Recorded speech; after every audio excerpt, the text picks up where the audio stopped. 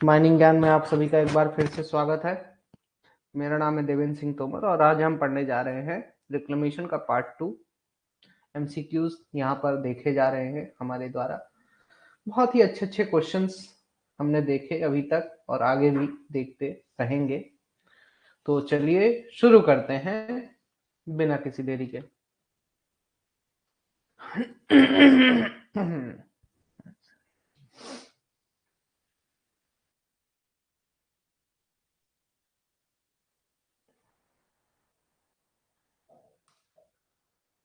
बता रहा हूँ यार माइनिंग बाबू, टेंशन ना लो यार, अभी खाना खा के फुर्सत हुआ है यार।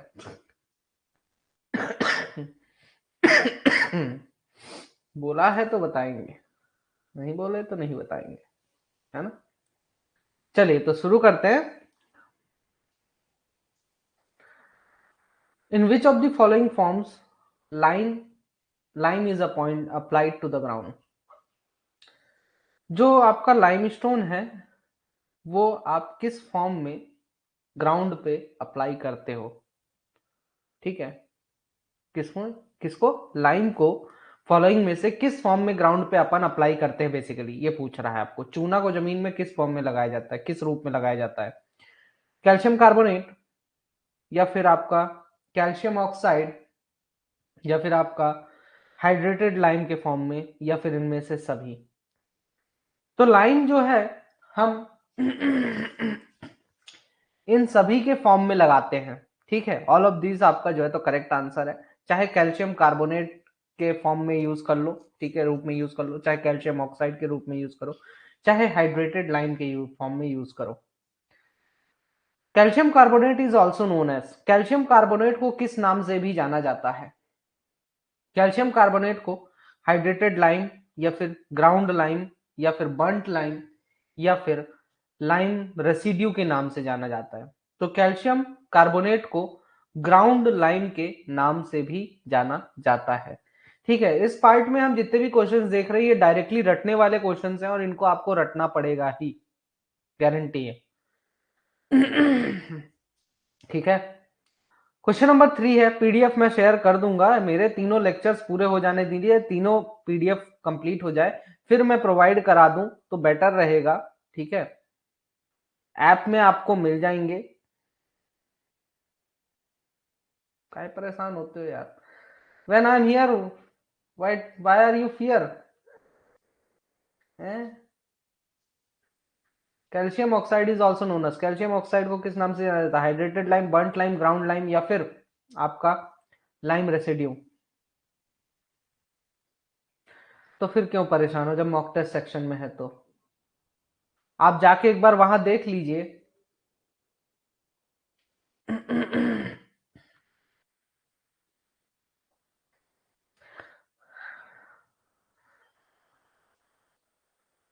चलो हाँ, तो कैल्शियम ऑक्साइड को किस नाम से, चलो वापस से आओ सब लोग, चलो। हाँ बिल्कुल है। हाँ, तो hydrated lime, burnt lime, ground lime, या फिर कैल्शियम लाइम रेसिड्यू के नाम से जाना जाता है। किसको, कैल्शियम ऑक्साइड को किस नाम से जाना जाता है, कैल्शियम ऑक्साइड को बर्nt लाइम के नाम से जाना जाता है। तो ये नाम याद रखिएगा, बर्nt लाइम के नाम से जाना जाता है किसको, कैल्शियम ऑक्साइड को। तो सभी के नाम याद रखने हैं, रटना है अच्छे से मन लगा के। Which of the following are insoluble in water, इनमें से कौन सा जो है पानी में घुलनशील नहीं है। Calcium oxide, calcium carbonate, calcium hydroxide, या फिर इनमें से सभी पानी में घुलनशील नहीं है। तो इनमें से कौन सा पानी में घुलनशील नहीं है, calcium carbonate is the right answer. ये पानी में घुलनशील नहीं है, ठीक है। नेक्स्ट क्वेश्चन है क्वेश्चन नंबर 5, जिसमें कि बोलता है which of the following help in raising the pH of soil, इनमें से कौन सा जो है तो पीएच, सॉइल का पीएच बढ़ाने में मदद करता है। पीएच वैल्यू जो है तो आपका क्या बताता है, जो मैंने स्केल बताई थी आपको, एक स्केल होती है जिसमें कि आपका न्यूट्रल पॉइंट मार्क होता है, ठीक है। उसके इधर जाओ तो एसिडिटी बढ़ती है, इसके इधर जाओ तो बेसिसिटी बढ़ती है। तो ये जो है तो अपन किसके बेसिस पे पता करते हैं, पीएच स्केल की बेसिस पे पता करते हैं। अब ये जो पीएच स्केल होता है ये आपका सॉइल का, तो सॉइल का जो पीएच है ना, पीएच वैल्यू बढ़ाने के लिए हमें क्या करना पड़ेगा, कैल्शियम ऑक्साइड जो है तो मिला देते हैं तब बढ़ जाता है, या कैल्शियम कार्बोनेट मिलाने में बढ़ जाता है, या फिर हाइड्रेटेड लाइम मिलाने में बढ़ जाता है, या फिर इनमें से सभी चीजों किसी को भी मिला लो इसका पीएच बढ़ जाएगा। तो इसका करेक्ट आंसर है आपका कैल्शियम कार्बोनेट एक बार फिर से इज द राइट आंसर। ये इसको मिलाने पर सॉइल का पीएच बढ़ जाता है, कैल्शियम कार्बोनेट को मिलाने पर सॉइल का पीएच बढ़ जाता है, ध्यान से सुन लो, ठीक है। नेक्स्ट क्वेश्चन है क्वेश्चन नंबर 6, जिसमें ये बोलता है which of the following physical conditions of soil are improved by line on supplying calcium. निम्न में से कौन सी फिजिकल कंडीशन सॉइल की इंप्रूव हो जाती है जब हम कैल्शियम सप्लाई करते हैं मिट्टी में। कैल्शियम मिट्टी में कैसे सप्लाई किया जाता है? अगर आपसे मान लीजिए यही क्वेश्चन पूछ लिया जाए कि मिट्टी में कैल्शियम सप्लाई करने के लिए क्या यूज कर सकते हैं, तो लाइम का इस्तेमाल करना है। तो कैल्शियम सप्लाई करने के लिए हम क्या यूज कर रहे हैं? लाइम का इस्तेमाल कर रहे हैं। तो जब मिट्टी में कैल्शियम सप्लाई किया जाता है लाइम की मदद से, तो उस केस में कौन कौन सी सॉइल की फिजिकल कंडीशन इंप्रूव होती है, ठीक है। तो इसमें आता है डिकम्पोजिशन ऑफ ऑर्गेनिक मैटर, या फिर आपका मतलब कि जो ऑर्गेनिक मैटर है वो डिकम्पोज होने लगता है, मतलब सड़ने लगता है जो ऑर्गेनिक मैटर होता है, या कि फिर आपकी increasing availability of the nutrients, nutrients की अवेलेबिलिटी बढ़ जाती है, मतलब ज्यादा से ज्यादा न्यूट्रिएंट्स होने लगते हैं। बिल्कुल बता देता हूं, है ना, न्यूट्रिएंट्स की क्वांटिटी बढ़ जाती है, जो पोषक तत्व होते हैं वो बढ़ जाते हैं। Decreasing of the toxicity of aluminium and also ferric irons, मतलब कि जो आपका सिंपल सी भाषा में अगर मैं बोलूं तो आपकी मिट्टी की toxicity, toxicity in the sense ये हो जाता है कि मिट्टी टॉक्सिक ज्यादा है, वो उपजाऊ जमीन नहीं है, तो उसको घटाने में काम करता है। तो इनमें से कौन सा काम करता है? तो बेसिकली ऑप्शन आपका all of this is the right answer. जैसे ही हम कैल्शियम सप्लाई करते हैं मिट्टी में लाइन की मदद से, तो इनमें से सारी चीजें जो है तो आपको देखने को मिलेंगी, ये चीजें इंप्रूव होती हैं, ठीक है, इंप्रूव होती हैं। पहला चीज क्या इंप्रूव करता है? जो ऑर्गेनिक मैटर है, ऑर्गेनिक मैटर मतलब कि ऐसी चीजें जो नेचर से मिलती हैं, ठीक है, बायो वाली जो चीजें हैं वो सारी की सारी डिकम्पोज होने लगेगी। जैसे पेड़ पौधे हो गए, वो क्या होगा? वो डिकम्पोज होगा, ठीक है, वो सड़ेगा, डिकम्पोज मतलब सड़ेगा, है ना। जितना ज्यादा सड़ती है चीजें उतना ज्यादा मिट्टी आपकी उपजाऊ होती जाती है, सॉइल की कंडीशन डेवलप होती है, तो उतना ही ज्यादा आपको न्यूट्रिएंट्स भी मिलेगा, सिंपल सी बात है।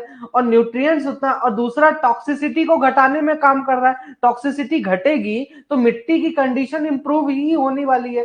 तो इसलिए ऑल ऑफ दीज आपका करेक्ट आंसर हो जाता है। क्वेश्चन नंबर 5 पे आते हैं एक बार। सॉइल का पीएच बढ़ाने के लिए किस चीज का इस्तेमाल किया जाता है? Calcium oxide, calcium carbonate, hydrated lime. तो कैल्शियम कार्बोनेट का इस्तेमाल जो है तो किया जाता है, ठीक है। बस इतना ही है, पीएच याद रखिए, पीएच बढ़ाने के लिए क्या यूज कर सकते हैं।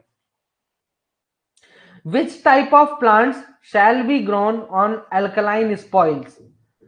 जहां पर अल्कली, है ना, अल्कलाइन आपका टॉक्सिसिटी मींस मतलब कि ऐसा मिट्टी जिस जो कि बहुत ज्यादा टॉक्सिक है, मतलब हार्मफुल फॉर द प्लांट्स है, स्पीसीज है ना, उसको हम बोलते हैं टॉक्सिक। बहुत ज्यादा एसिडिक नेचर का है कि मतलब वहां पे कोई चीज आसानी से ग्रो नहीं कर सकती, वो होता है टॉक्सिसिटी।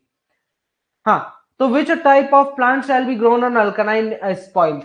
ऐसा स्पॉइल डंप जो कि अल्कलाइन है, मतलब एसिडिक और बेसिक का जो मिक्सचर है, ठीक है, जो बेसिक होने से अपने आप को रोकता है। बेसिक जितना आपका जो बेसिसिटी है, आपकी मिट्टी की जो बेसिसिटी है वो ठीक ठाक रहती है, तो आपकी मिट्टी ज्यादा उपजाऊ होती है। ज्यादा एसिडिक मिट्टी आपके लिए फायदेमंद नहीं होती। तो अल्कलाइन स्पॉइल्स भी है, तो उसको भी न्यूट्रलाइज करना है। हमें न्यूट्रल मिट्टी चाहिए। हमें कैसी मिट्टी चाहिए? न्यूट्रल मिट्टी चाहिए। सिंपल सी भाषा में याद रख लीजिए, आपका होता है एक न्यूट्रल। अगर मैं इन तीनों में बताऊं, एक होता है न्यूट्रल। अब आपका मिट्टी कैसी हो सकती है? एसिडिक हो सकती है, बेसिक मिट्टी हो सकती है, ये सब केमिस्ट्री के टर्म्स है, एंड आपका अल्कलाइन हो सकता है। ये तीन फॉर्म्स में आपकी मिट्टी जो है तो पाई जा सकती है। अब इसको आप क्या करोगे? न्यूट्रल में कन्वर्ट करोगे, मतलब कि सॉरी, इनमें से कोई भी चीज एक्स्ट्रा नहीं होनी चाहिए, न्यूट्रल होना चाहिए। जैसे पानी, पानी एक न्यूट्रल चीज है, ठीक है। पानी का पीएच वैल्यू कितना होता है? पीएच वैल्यू ऑफ वाटर 7.5, जैसा कि रोहन बता रहा है, ठीक है। पानी का पीएच की वैल्यू कितनी होती है? 7.5। अब 7.5 पे अगर आप लाके रख देते हो तो अपने किसी भी सॉइल की जो पीएच वैल्यू है तो वो आपके लिए न्यूट्रल का काम करेगा। ठीक है, तो न्यूट्रल पे लाना है। अब चाहे एसिडिक बोल दे, चाहे बेसिक बोल दे, चाहे अल्कलाइन बोल दे, सभी को मतलब अलग अलग चीज में अलग अलग अपन केमिकल्स यूज करते हैं न्यूट्रल पर लाने के लिए। अब वहीं पर ये भी पूछ रहा है कि जैसे अल्कलाइन स्पॉइल्स है तो उसको न्यूट्रल पे लाने के लिए अपन क्या यूज करेंगे। मतलब किस टाइप के प्लांट्स वहां पे ग्रो करना है, न्यूट्रल पे नहीं ला पा रहे हो तो कैसे प्लांट्स वहां पे ग्रो करोगे। तो आपका बोलता है कि ऐसी स्पीसीज को आप वहां पे लाके ग्रो करेंगे, ऐसी स्पीसीज लाएंगे जो कि मार्स एरियाज में होती हैं। ठीक है, मार्स एरियाज में, जो मार्स मतलब दलदली क्षेत्र में जो पौधे उगते हैं उनको जो है तो हम यहां पर लेकर आएंगे।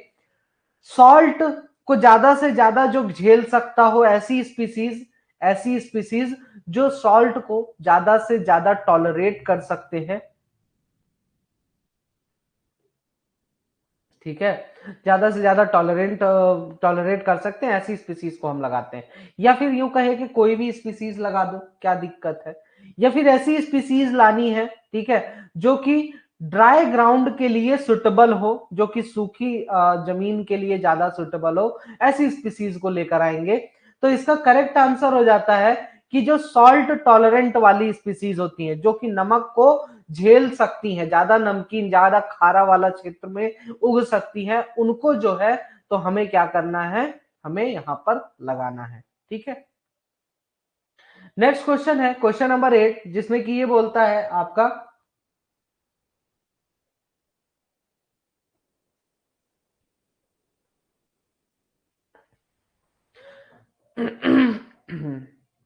Chemical amendments consist of. एक प्रोसेस होती है अमेंडमेंट, केमिकल अमेंडमेंट। अब उस केमिकल अमेंडमेंट की जो प्रोसेस होती है उसमें क्या क्या चीजें होती हैं, बेसिकली किन चीजों को मिलाकर कहते हैं कि केमिकल अमेंडमेंट हुआ है। ठीक है, तो calcium and chloride, calcium chloride and aluminium sulphate, या फिर आपका calcium sulphate and iron sulphate, इनको मिक्स करने पर सॉइल पे जब मिक्स करते हैं इनको तो केमिकल अमेंडमेंट कहा जाता है। मतलब कि हम बदलाव कर रहे हैं, हमारा जो मिट्टी है तो मिट्टी में ये केमिकल्स डाल के हम कुछ बदलाव करना चाहते हैं। तो ये बदलाव करने के लिए कौन कौन से केमिकल्स यूज कर सकते हैं आप। ठीक है, तो ये बदलाव करने के लिए आप क्या कैल्शियम क्लोराइड का इस्तेमाल करेंगे, या फिर और एल्यूमिनियम सल्फेट का मिक्सचर, या फिर कैल्शियम सल्फेट और आयरन सल्फेट का मिक्सचर यूज करेंगे, या फिर सल्फ्यूरिक एसिड एंड सल्फर का इस्तेमाल करेंगे। तो इसमें आपका all of these correct answer हो जाता है। इनमें से अगर कुछ भी आप सॉइल में मिलाते हो, आप अगर उसके केमिकल्स में, जो सॉइल में केमिकल्स पाए गए उसमें बदलाव करने के लिए, केमिकल अमेंडमेंट्स करने के लिए, तो ये सबके सब केमिकल अमेंडमेंट्स में आते हैं। ठीक है, which of the following are more effective in neutralizing the alkalinity of spoils। Spoils की अल्केलिनिटी को न्यूट्रलाइज करने के लिए सबसे ज्यादा इफेक्टिव क्या है, calcium carbonate, calcium chloride, calcium oxide, या फिर कैल्शियम सल्फेट। तो इसका करेक्ट आंसर हो जाता है कैल्शियम क्लोराइड। आप देखे होंगे कि हमें ज्यादातर क्या किया जाता है माइंस में, सॉरी, खेती जब करते हैं तो यूरिया मिक्स करते हैं। यूरिया मिक्स करने पे आपको जितना ज्यादा प्रोडक्टिविटी मिलेगा, किसानों को जितना ज्यादा प्रोडक्टिविटी मिलेगा, उससे ज्यादा प्रोडक्टिविटी क्या मिक्स करने पे मिलता है, सॉल्ट। ठीक है, तो क्लोराइड, ये कैल्शियम क्लोराइड भी एक प्रकार का सॉल्ट होता है। तो इसको जब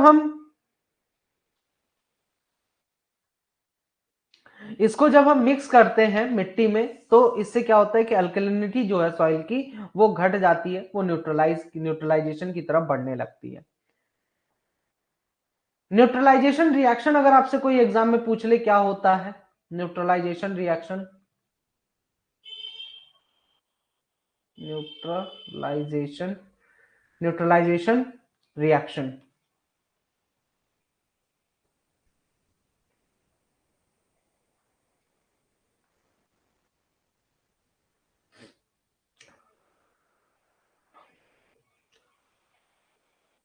NaCl इज अ सॉल्ट। ठीक है, कैल्शियम सोडियम क्लोराइड जो है आपका एक सॉल्ट है। कैल्शियम क्लोराइड ये भी एक प्रकार का सॉल्ट है। जब आपने प्रैक्टिकल्स किए होंगे 12th में या 11th में, तो उस समय आपको प्रकार भिन्न भिन्न प्रकार के सॉल्ट दिए जाते थे और बोला जाता था कि पता करो कौन सा सॉल्ट है। तो अलग अलग प्रकार के मार्केट में सॉल्ट आते हैं, ठीक है। NaCl को टेबल सॉल्ट भी कहा जाता है, टेबल स्पून सॉल्ट भी कहा जाता है, टेबल सॉल्ट भी कहा जाता है, क्योंकि इसको हम घरों में यूज करते हैं, इनका इस्तेमाल घर में नहीं करते हैं अपन, ठीक है। हाँ, तो न्यूट्रलाइजेशन रिएक्शन क्या होता है? तो acid plus base gives water and salt and आपका क्या देगा? हीट। ये होता है आपका न्यूट्रलाइजेशन रिएक्शन, ठीक है। अगर आपसे न्यूट्रलाइजेशन रिएक्शन पूछ ले तो आपको ये याद होना चाहिए कि एसिड प्लस बेस प्लस आपको क्या मिलेगा? वाटर मिलेगा और सॉल्ट मिलता है और उसके साथ हीट जनरेट होती है। चलिए आगे बढ़ते हैं, नेक्स्ट क्वेश्चन पे आते हैं। Question number 10, on which of the following type and rate of application of chemical amendment depends. जो केमिकल अमेंडमेंट का रेट है और टाइप है कि किस टाइप का केमिकल अमेंडमेंट आप करेंगे या फिर किस रेट से, कितना तेजी से आप केमिकल अमेंडमेंट करेंगे, वो सॉइल की किस चीज पे डिपेंड करती है? सॉइल की एसिडिटी पे डिपेंड करती है, या फिर जो स्पॉइल्स का केमिकल एनालिसिस होता है उसके उस पर डिपेंड करती है कि आपने एनालिसिस किया उसके बाद आपको पता चला, तब हम डिसाइड करेंगे कि हमें किस टाइप का केमिकल डालना है, या फिर अल्कलिनिटी पे डिपेंड करती है सॉइल स्पॉइल्स के, कि स्पॉइल आपका कितना ज्यादा अल्कलाइन नेचर का है, ठीक है। तो आप सिंपल सी बात है, जो रेट और टाइप ऑफ अमेंडमेंट है वो डिपेंड करता है केमिकल एनालिसिस पे, कि आप पहले एनालिसिस करोगे, ठीक है, कि आपका सॉइल स्पॉइल जो है किस प्रकार का है, उसके बाद आप डिसाइड करोगे कि मुझे किस टाइप का यूज करना है, ठीक है, किस टाइप का केमिकल अमेंडमेंट करना है, कौन से केमिकल्स यूज करने हैं, या फिर कितना तेजी से हमें करना है, ठीक है।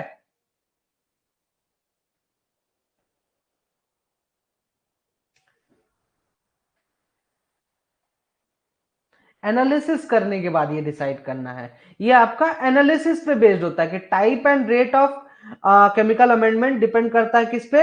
एनालिसिस पे, कि आपने स्पॉइल का जब एनालिसिस करोगे उसके बाद ही डिसाइड करोगे कितना क्या टाइप होगा, किस टाइप का डालोगे, क्या रेट से आप डालोगे, ठीक है, कितना तेजी से, कितना जल्दी जल्दी, क्या टाइम पीरियड होगा उसको मतलब इसको अप्लाई करने का। The vegetative cover established on mine spoils helps in. Mine spoils के ऊपर जो आप वेजिटेटिव कवर डालते हो, ठीक है, मतलब कि आप जो जमीन पे पेड़ पौधे उगाते हो ऐसी जगह पे जहां पे स्पॉइल डंप है आपका, वो किस चीज में मदद करता है? पहला, establishing erodible slopes of minimise pollution. आपका जो स्लोप है उसको इरोड होने से बचाता है, इरोड होने से मतलब कि टूट कर बिखरने से या बहने से बचाता है, इरोड इरोड होने से बचाता है। दूसरा, डस्ट को कंट्रोल करता है। तीसरा, reducing oxidation which often gives rise to acid mine drainage। मतलब कि आपका जो केमिकल कुछ ऐसे ऑक्सीडेशन रिएक्शंस होते हैं स्पॉइल डंप्स में जिसके कारण एसिड माइन ड्रेनेज वाला इफेक्ट देखने को मिलता है, मतलब कि पानी जो है तो वहां से जब भी बह के निकलेगा तो ऑक्सीडेशन रिएक्शन होता है और उस रिएक्शन के कारण आपका क्या हो जाएगा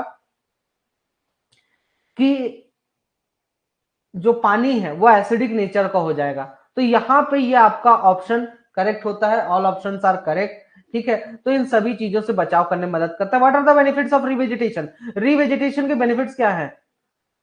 अवैस अहमद,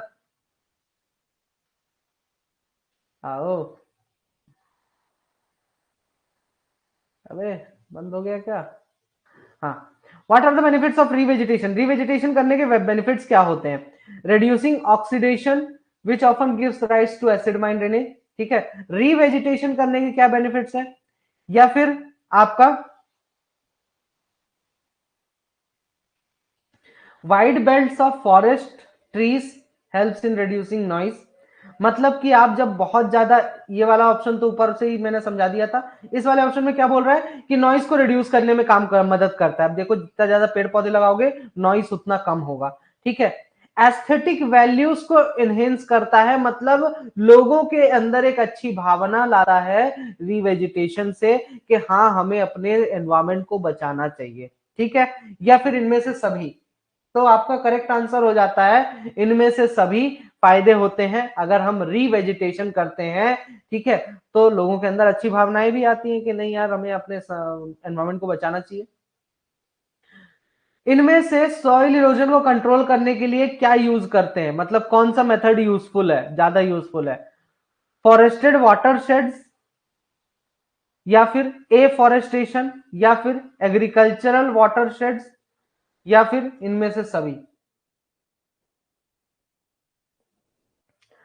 मतलब कि आप सॉइल इरोजन को कंट्रोल करना चाह रहे हो, सॉइल इरोजन को कंट्रोल करना चाह रहे हो, तो सॉइल इरोजन को कंट्रोल करने के लिए आप क्या यूज करोगे, कौन सा मेथड यूज करोगे? मतलब कि आप ज्यादा से ज्यादा फॉरेस्टेड एरिया रखोगे, ठीक है। मतलब कि जितना ज्यादा पेड़ पौधे लगाओगे, ठीक है, तो उतना ज्यादा आपका क्या होगा, फॉरेस्टेड एरिया रहेगा, ठीक है। उसके बाद आपका एफॉरेस्टेशन, मतलब ज्यादा से ज्यादा वही है पेड़ पौधे लगाओ। इसके बाद ये बोलेगा एग्रीकल्चरल वाटरशेड्स।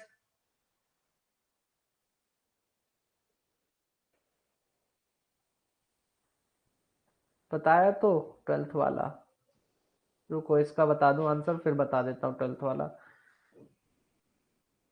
तीसरा आ जाता है एग्रीकल्चर, मतलब कि सिंपल सी बात मैं इतना कहना चाहता हूं यार, जहां भी पेड़ पौधे लगाने की बात बोल देना उसके कारण, पेड़ पौधे लगाने के कारण सॉइल इरोजन नहीं होता है। क्योंकि सॉइल इरोजन क्या करता है आपका, मतलब पेड़ पौधे क्या करते हैं, सॉइल को पकड़ के रखते हैं, सॉइल को बाइंडिंग करके रखते हैं, है ना।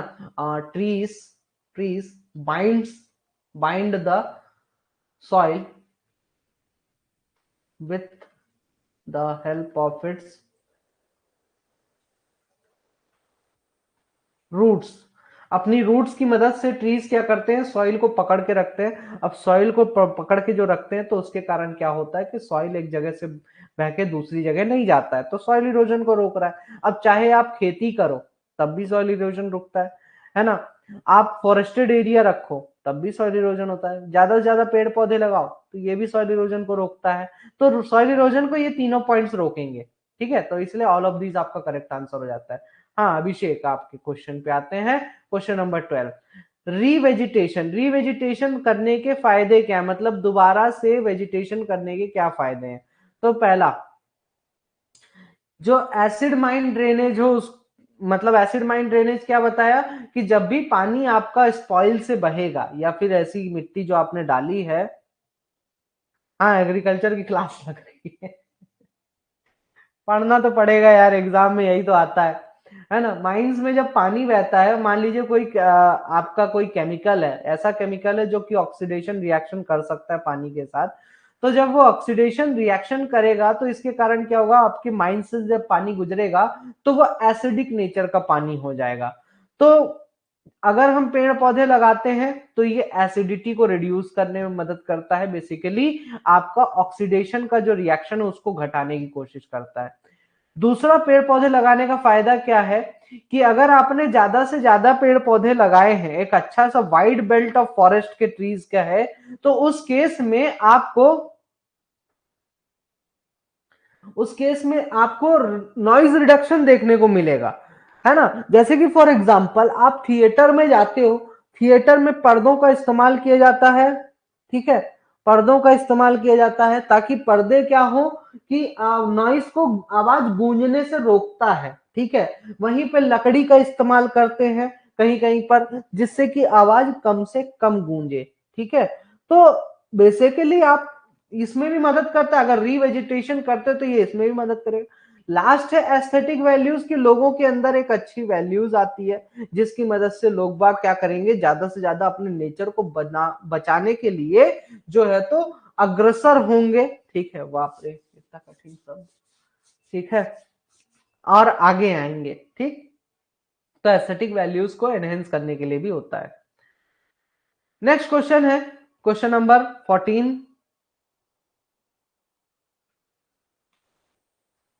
हाँ, रिक्लेमेशन खेती ही है। आप जब भी अपने माइंस खोलेंगे तो आपने मान लीजिए ये आपकी पूरी इतनी बड़ी माइंस है, अब इस माइंस में हमारी माइंस जैसे थी कुछ इस प्रकार की थी, ये आपका स्पॉइल डंप हो जाता था यहाँ से ऐसे, ठीक है। यहाँ पे पूरा में पानी भरा हुआ था, पूरे में पानी भरा हुआ था। यहाँ से हम लोग ऐसे आते थे, ये बीच में हमारा स्पॉइल डंप था, यहाँ पे पूरे में पानी भरा हुआ है, पानी भरा हुआ था इस प्रकार से।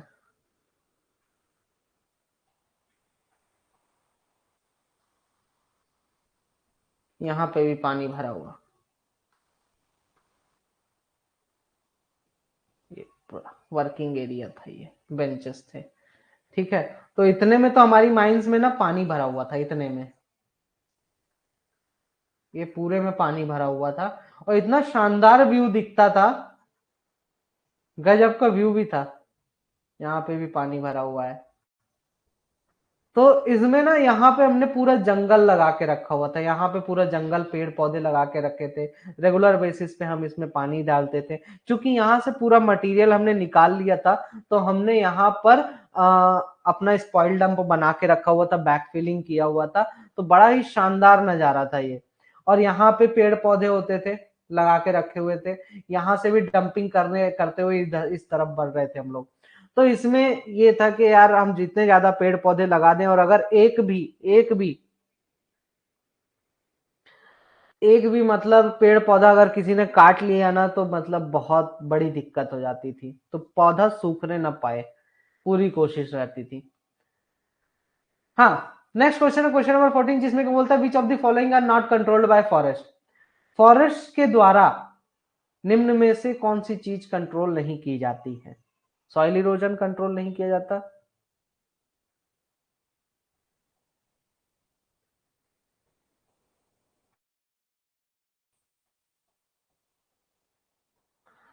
या फिर आपका increase the average rainfall of the area, ठीक है, ये कंट्रोल नहीं किया जाता।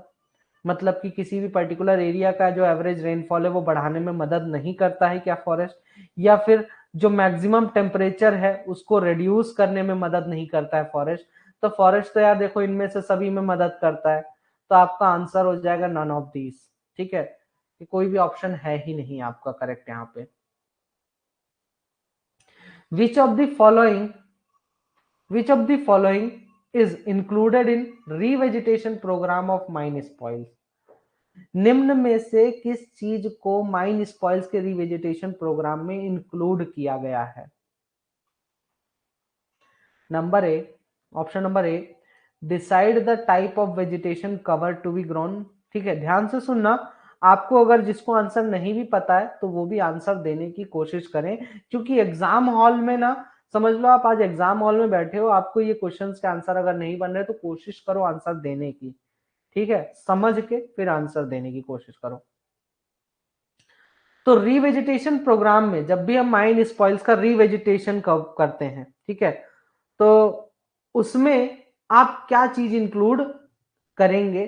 तो पहला तो ये डिसाइड करना है कि भाई वेजिटेशन किस प्रकार की होगी जो हम वहां पर उगाएंगे, ठीक है। दूसरा, जो प्लांट कवर हम एस्टेब्लिश करने वाले हैं वो कब एस्टेब्लिश करेंगे, साइट प्रिपरेशन करने के बाद, ठीक है, मतलब कि साइट का प्रिपरेशन किया ताकि प्लांट को हम लगा सके, पेड़ पौधे लगा सके। हेलो अंकित, ठीक है, प्लांट कवर लगा सके, और उसको जो एस्टेब्लिश करने का टाइम है वो किस प्रकार से एस्टेब्लिश, कब एस्टेब्लिश करेंगे, ये चीज आपका होता है। कि method of planting to be adopted, पौधे लगाने का मेथड क्या होगा। अब कॉमन सेंस वाले क्वेश्चन है, आंसर सोच समझ के देना, ठीक है।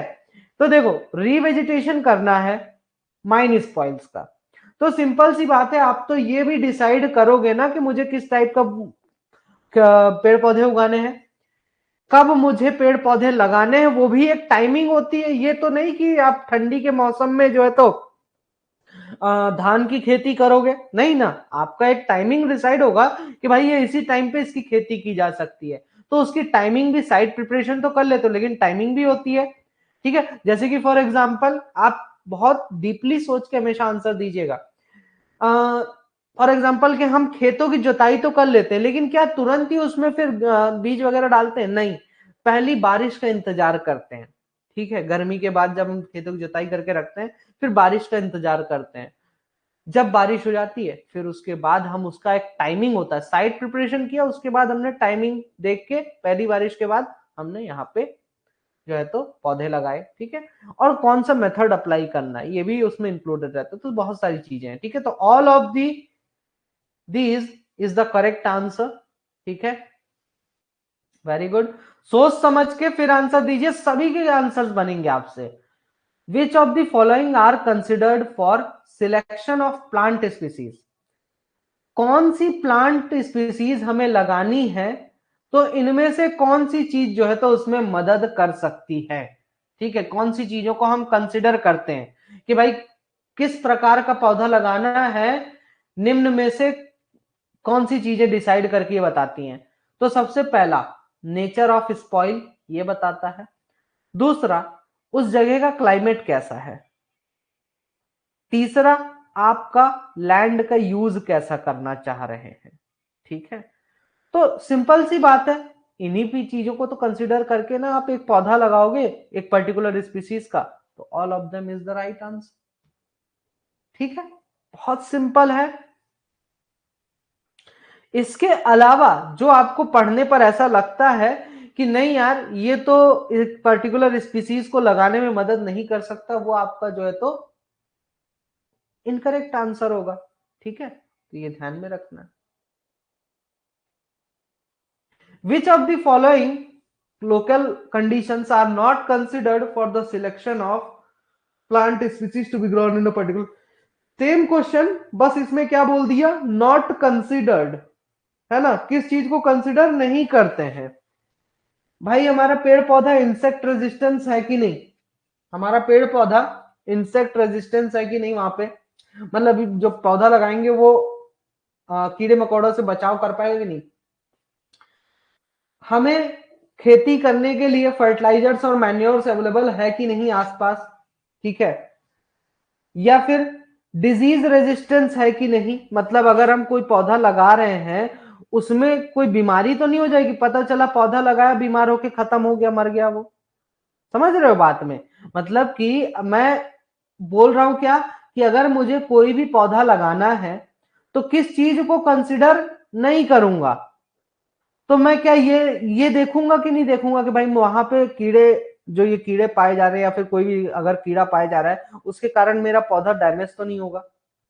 ठीक है, ये चीज देखेंगे कि नहीं देखेंगे, बिल्कुल देखेंगे। हमें डिजीज, हमारा जो पौधा लगाऊं वो बीमार पड़ेगा कि नहीं पड़ेगा, कहीं बीमार तो नहीं पड़ जाएगा, पता चला वो इतने करोड़ों रुपए का पौधा लगाया पूरा बर्बाद हो गया, है ना। तो डिजीज रेजिस्टेंस होगा कि नहीं वहां के क्लाइमेट के हिसाब से, और उसकी सीड, उसके बीज आसानी से मिलेंगे कि नहीं मिलेंगे। पता चला ऐसा पौधा लगाने का सोच लिए हैं जो कि अफ्रीका में मिलता है, तो हो गया, नहीं ला सकते ना यार। तो इसलिए हमें जो है तो कौन सी चीज, ये तीनों चीजें तो हम कंसिडर करते हैं। फर्टिलाइजर्स और मैन्योर्स हम कंसिडर नहीं करते हैं। ठीक है, ये अवेलेबल है नहीं है। ठीक है, इस चीज को नहीं कंसिडर किया जाएगा। अगला है क्वेश्चन, हु एडवाइसेस और सप्लाइज द प्लांट स्पीसीज और सीड्स और saplings to the mines?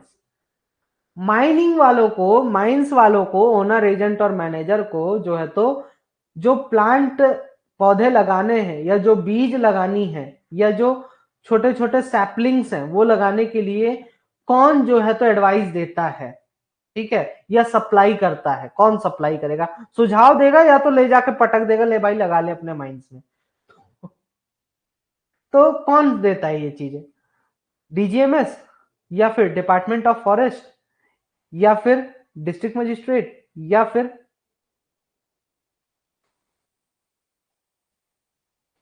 Central government? तो ये काम कौन करता है? डिपार्टमेंट ऑफ फॉरेस्ट, जो स्टेट गवर्नमेंट, स्टेट की स्टेट फॉरेस्ट डिपार्टमेंट होती है, वो जो है तो हमेशा ये सप्लाई करती है। ठीक है, तो ये ऑप्शन आपका करेक्ट ऑप्शन है। नेक्स्ट क्वेश्चन है, what is the use of truck mounted vacuuming machine? बाप रे, एक ट्रक माउंटेड वैक्यूमिंग मशीन होती है, यूएसए में ज्यादातर इसका इस्तेमाल किया जाता है। तो इसका काम क्या है, इस मशीन का काम क्या है, इस मशीन का काम क्या है? कलेक्शन ऑफ लीफ लिटर्स,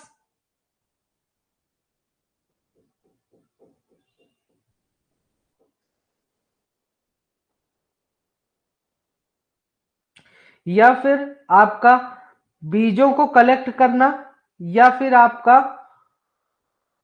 जैसे कि होता है ना, ये जो rotary lawn mower with a collector bag, ये जो बात बोली है, इसमें ये मतलब हो जाता है कि जो आप देखते होगे ना, बड़े बड़े लोगों के घर में क्या होता है, एक मशीन होती है, तो गार्डन में उसको घर से चलाते हैं, तो वो घुड़घुड़ा के पूरा का पूरा एक बराबर लेवल पे जो है तो सभी घासों को कट कर देती है। स्कूलों में भी यूज होता था अपन के, ठीक है, घास छीलने के लिए, काटने के लिए।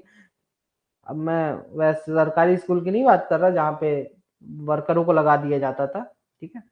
तो यहां पे आपका ऑल करेक्ट आंसर हो जाता है। तो ये लीफ की मतलब पत्तियों का जो ढेर है, जो बेकार पत्तियां पड़ी उसको इकट्ठा करने में मदद करती हैं, बीजों को कलेक्ट करने में मदद करती है, या फिर एक कलेक्टर बैग इसमें लगा होता है जो कि तेजी से सारा का सारा गंदगी खींच लेगी, ठीक है, और आपका लॉन वगैरह या गार्डन वगैरह या ग्राउंड वगैरह साफ कर देती है।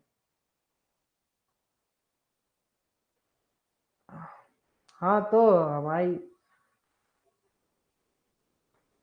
हमारे क्लास में कलेक्टर की बिटिया पढ़ती थी, ट्यूशन भी जाती थी, 4 ठो बाउंसरों को लेके।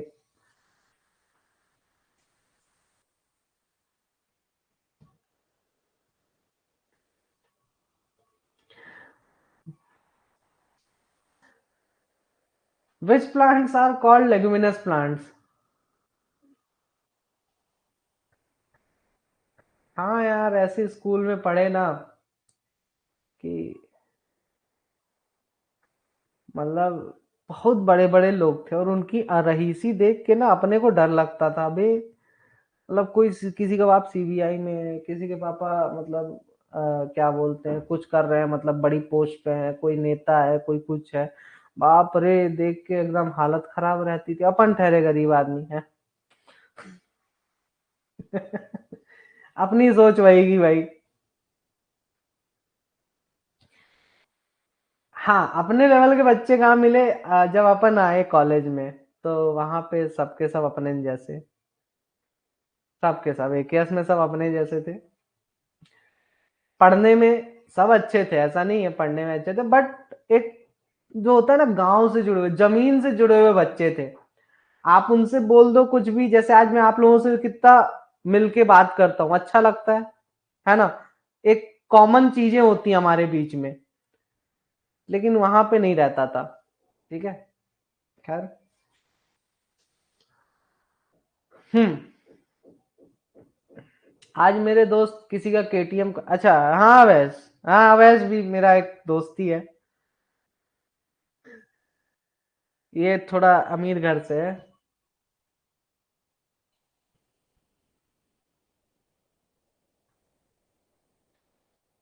ठेकेदारी आदमी। Which plants are called leguminous plants? Leguminous plants किसे कहा जाता है? वो अभी फिजी में है। फिजी। फिजी एक कंट्री का नाम है, जहाँ पे 60 to 75% इंडियंस रहते हैं। Fiji, Fiji, JI, Fiji, Australia के पास है। लेगुमिनस प्लांट्स किसे कहते हैं? लेगुमिनस प्लांट, देखो यार सीधी बात बता देता हूं। अगर आप ऐसे पौधे होते हैं, कुछ मार्केट में आते हैं जो कि नाइट्रोजन फिक्सेशन का काम करते हैं। The plants which help in help in nitrogen fixation, ठीक है, ऐसे पौधे जो नाइट्रोजन फिक्सेशन करने में मदद करते हैं, मतलब कि हवा की नाइट्रोजन को, एटमॉस्फेरिक नाइट्रोजन को, ठीक है, एक्स एटमॉस्फेरिक नाइट्रोजन को जो है तो फिक्स करके जमीन में लाने का काम कौन करता है?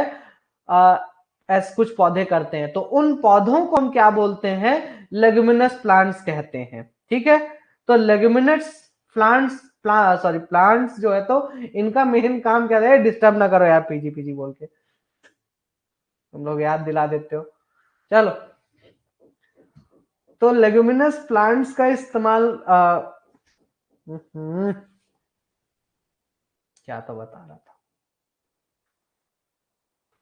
हाँ, ऐसे प्लांट्स जो कि नाइट्रोजन फिक्सेशन में मदद करते हैं, ठीक है, उनको लेगुमिनस प्लांट्स कहते हैं। ये लोग क्या करते हैं? एटमॉस्फेरिक नाइट्रोजन को जमीन में लाके मिला देते हैं। ठीक है, अब इसमें do not have rhizomes in their roots. अब इसमें जो है तो कैसे करते हैं ये नाइट्रोजन फिक्सेशन का काम? नाइट्रोजन फिक्सेशन का काम कैसे करते हैं? रूट्स में होते हैं क्या?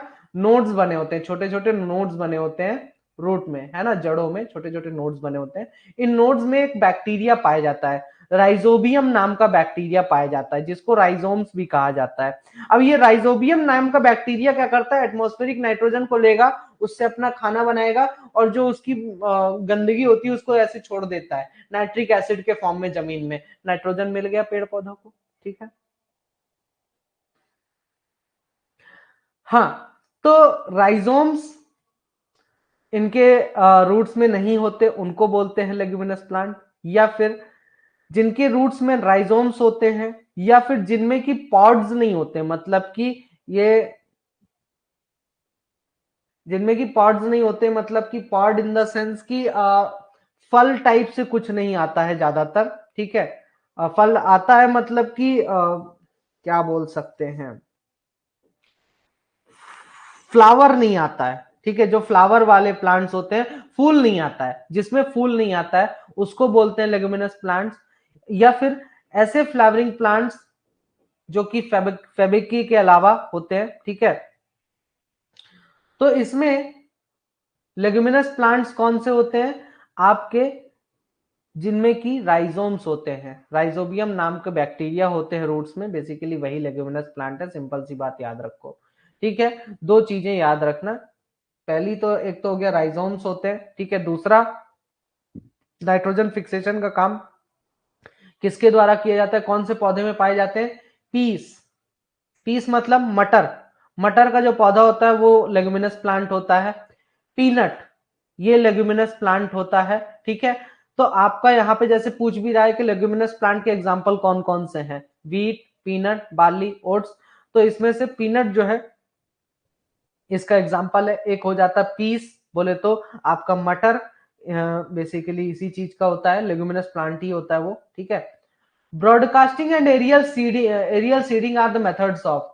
जो ब्रॉडकास्टिंग और एरियल सीडिंग मेथड है,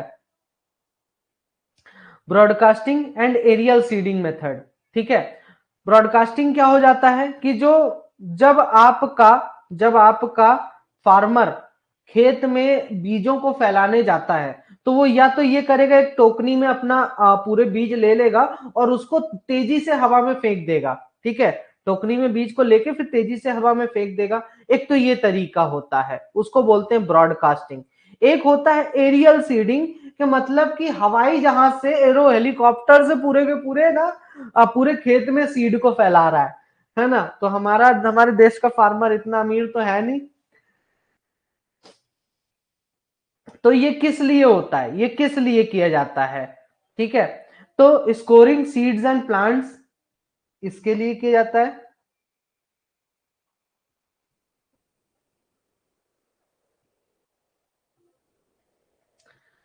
या फिर वेजिटेशन को प्लांट करने के लिए किया जाता है। या फिर लेग्यूमिनस प्लांट्स को एस्टेब्लिश, मतलब कि ज्यादा से ज्यादा दूर तक फैलाने के लिए किया जाता है। या फिर एक पर्टिकुलर प्लांट की स्पीसीज को सिलेक्ट करने के लिए ये होता है मेथड। ठीक है, तो ब्रॉडकास्टिंग, अब खैर मैं अब आपको समझा तो दिया ही कि प्लांटिंग वेजिटेशन प्लांट करने के लिए इस्तेमाल किया जाता है। ठीक है, ये तो आपको यही भी बता दिया। लेकिन जिसको भी ब्रॉडकास्टिंग और एरियल में कभी भी डाउट मत करना। ठीक है, ब्रॉडकास्टिंग और एरियल सीडिंग का मतलब ये होता है कि बीज का छिड़काव करना है। ठीक है। अब ये स्कोरिंग जो वर्ड यूज किया हूं ना, ये बहुत से लोग करते भी होंगे, स्कोर करने जो जाते हो ना। What are the users of leguminous plants, वो तो मैं ऐसे ही डाल दिया स्कोरिंग वर्ड। अरे कुछ नहीं होता यार, स्कोरिंग मतलब ये होता है कि अम, अम, होता है,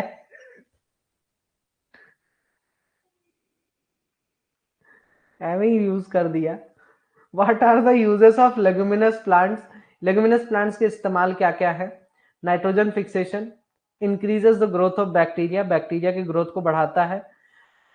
अमोनियम प्रोवाइड कराता है सॉइल को, ठीक है, और सॉइल की फर्टिलिटी को बढ़ाता है। ठीक, तो इसमें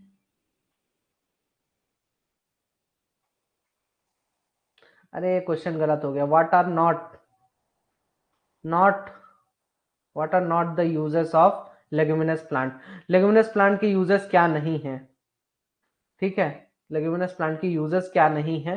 तो नाइट्रोजन फिक्सेशन करता है, सॉइल को अमोनियम प्रोवाइड कराता है, और सॉइल की फर्टिलिटी को बढ़ाता है। ठीक है, बैक्टीरिया की ग्रोथ को नहीं बढ़ाता है।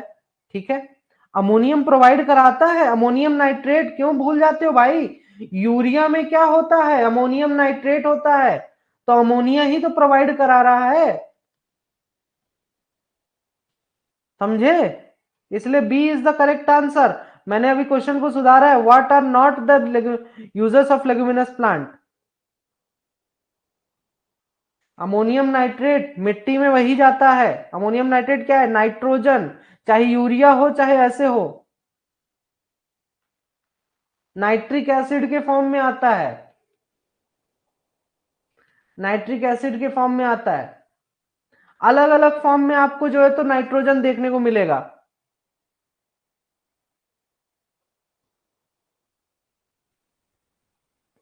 Which operation is done in steeper slopes, steeper slopes में कौन सा ऑपरेशन करते हैं? Gouging, pitting, land imparting, grading. Gouging मतलब कि स्टीपर स्लोप्स में कौन सा मेथड अप्लाई किया जाता है, ऑपरेशन किया जाता है? गॉगिंग, पिटिंग, लैंड इम्पार्टिंग, ग्रेडिंग। तो स्टीपर स्लोप्स में आपका पिटिंग किया जाता है। ठीक है, बताता हूं मैं माइनिंग बाबू, मैं अभी पढ़ा नहीं, मैं खाना खाने में व्यस्त था, नहाना नहाया धोया, खाना पीना खाया, अब मैं बैठ के पढ़ूंगा फिर बता दूंगा। अभी एक और लेक्चर बचा है, रिक्लेमेशन पार्ट 3, उसमें बता दूंगा। ठीक है, नेक्स्ट है, which operation is done in less steeper slopes, less steeper slopes में कौन सा ऑपरेशन किया जाता है? Pitting, gouging, land imparting, grading. तो ये तो डायरेक्ट क्वेश्चन है आपके, गॉगिंग किया जाता है। ठीक है,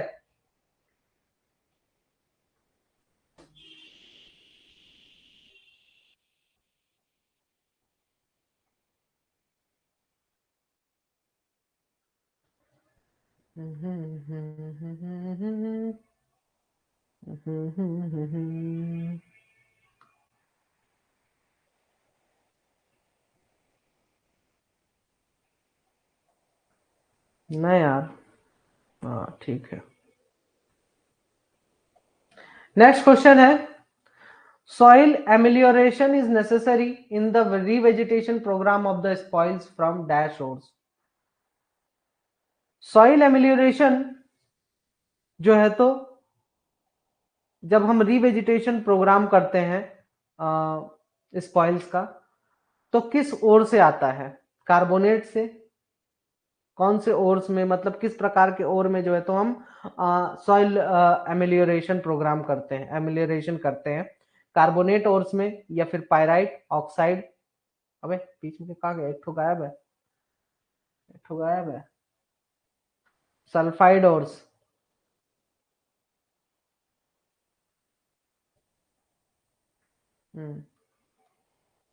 सल्फाइड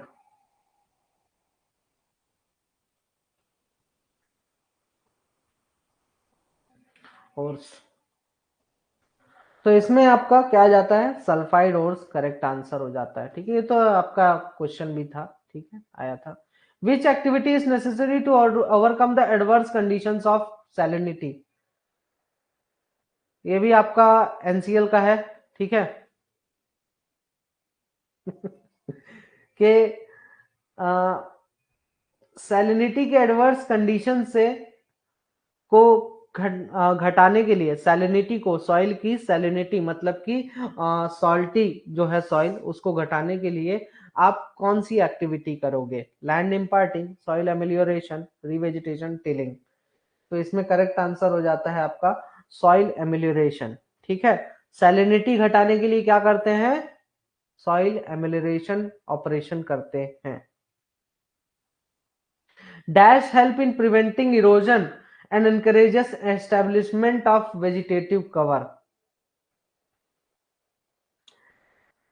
सॉइल इरोजन को घटाने के लिए और वेजिटेशन को बढ़ाने के लिए, ठीक है, या फिर सॉइल इरोजन को रोकने के लिए या वेजिटेशन को बढ़ाने के लिए क्या कौन सी चीज मदद करती है निम्न में से? गॉगिंग, मल्चिंग, ड्रेजिंग, लैंड इम्पार्टिंग। तो इसका करेक्ट आंसर हो जाता है मल्चिंग।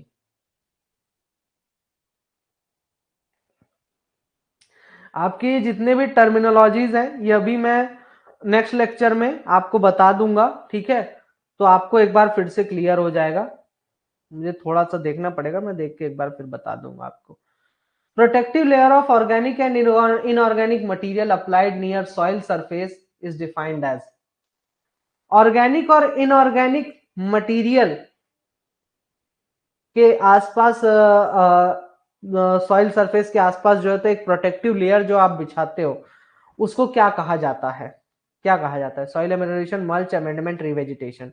तो उसको क्या कहा जाता है? मल्च कहा जाता है। मतलब कि मल्चिंग का मतलब क्या हो रहा है कि आपका सॉइल का एक सरफेस है, ठीक है, उसके ऊपर आप एक ऐसी लेयर बिछा दो ऑर्गेनिक या फिर इनऑर्गेनिक मटेरियल की, जो कि आपके नीचे की मिट्टी को सुरक्षित रखे। जैसे कि मैंने आपसे क्या कहा था कि टॉप सॉइल आपका कितने समय में बर्बाद हो जाता है? ठीक है, टॉप सॉइल कितने समय में बर्बाद हो जाता है आपका? आप भी जानते हो, 6 महीने में। 6 महीने में 6 मंथ उसकी लाइफ होती है। अब लेकिन हमें तो उसको जब तक माइंस चल रही है तब तक संभाल के रखना है ना, तो इसलिए मल्चिंग किया जाता है। ठीक है, मल्चिंग इसलिए किया जाता है कि उसको एक प्रोटेक्टिव लेयर से ढक दो, तो वो लंबे समय तक आपका जो सॉइल है आप बचाकर रख सकते हो। ठीक है, in what veg mulching is not helpful? Mulching कहां मददगार नहीं होगा?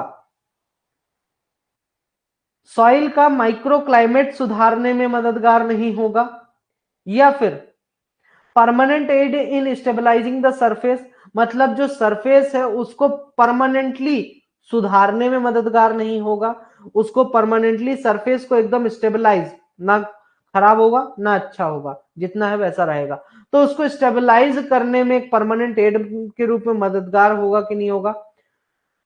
प्लांट की ग्रोथ का टाइम पीरियड घटाने में जो है तो मददगार होता है कि नहीं होता है? Protect the site until the plants become established, उस जगह को तब तक सुरक्षित रखेगा जब तक आपके प्लांट्स पूरी तरह से बढ़ नहीं जाते हैं। तो मल्चिंग किस चीज में हेल्पफुल नहीं है, मददगार नहीं है? तो आपके सरफेस को जो है तो परमानेंटली सुधार के नहीं रखता है। जिस भी सरफेस पे आपने मल्चिंग किया है उसको परमानेंटली नहीं सुधार के रखेगा, वो आपका टेम्पररी बेसिस पे होता है। आपके जब प्लांट ग्रोथ हो जाते हैं तो फिर वो आपका वहां पे हेल्पफुल नहीं होता है। ठीक है, टेम्पररी बेसिस पे होता है mulching. Physical treatment of acidic spoils includes addition of. Acidic spoils का जो फिजिकल ट्रीटमेंट है उसमें हम क्या मिलाते हैं? Fertilisers, organic matter, lime, gypsum.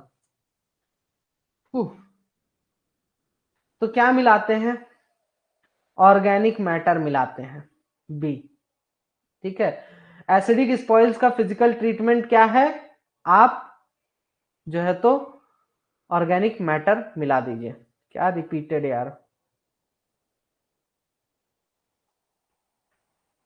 In chemical treatment of acidic spoils dash are applied. Acidic spoils के केमिकल ट्रीटमेंट में क्या यूज किया जाता है? Organic matter. ऑर्गेनिक मैटर तो परमानेंट फिजिकल ट्रीटमेंट में यूज होता है, तो ये तो ऑप्शन गलत है। ठीक है, lime and gypsum, fertilisers and manure, या फिर यूरिया। तो क्या मिक्स करते हैं, लाइम एंड जिप्सम यूज करते हैं केमिकल ट्रीटमेंट में एसिडिक स्पॉइल्स के। ठीक है, तो ये आपके 32 क्वेश्चंस थे। हाँ, क्या रिपीटेड है भाई साहब, बताएंगे क्या रिपीट हो गया?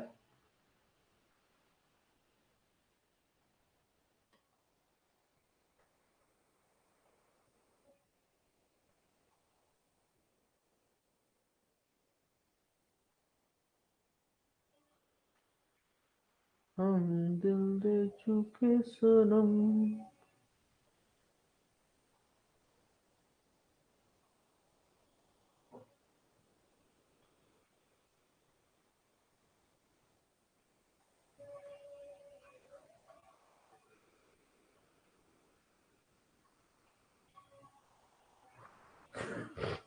चलो ठीक है यार, ठीक है, तो अभी के लिए इतना ही। ठीक है,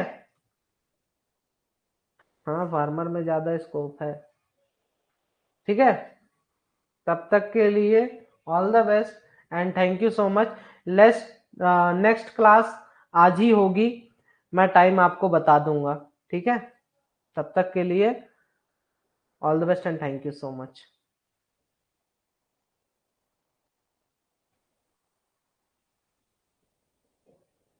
नहीं, मल्च का मतलब उसके ऊपर एक प्रोटेक्टिव लेयर डाल देना।